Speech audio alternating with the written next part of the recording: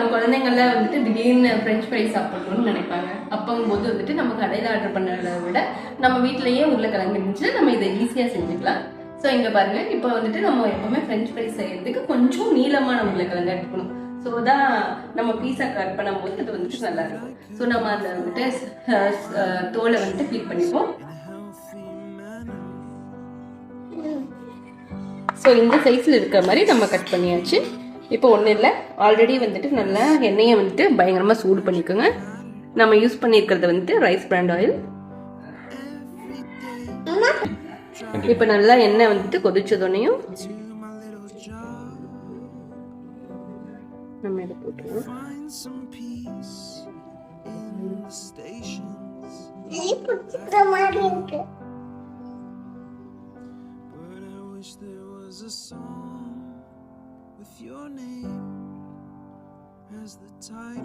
நல்லா ஹை ஃப்ளேம்லேயே வைக்கணும். அப்போதான் வந்துட்டு நல்லா அந்த உருளைக்கிழங்கு வந்துட்டு நல்லா ஃப்ரை ஆகி வர்றதுக்கு கரெக்டாக இருக்கும்.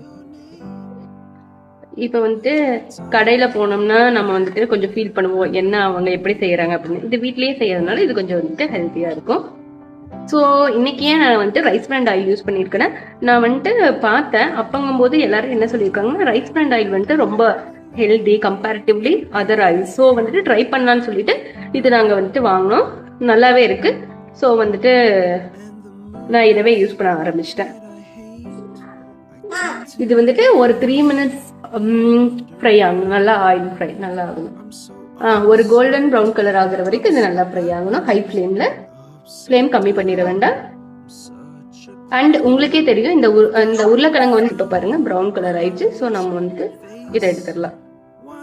அண்ட் உங்களுக்கு தெரியும் ஃப்ரை ஆனதுக்கு அப்புறம் இந்த உருளைக்கிழங்கே சாஃப்டா மாறிடும்.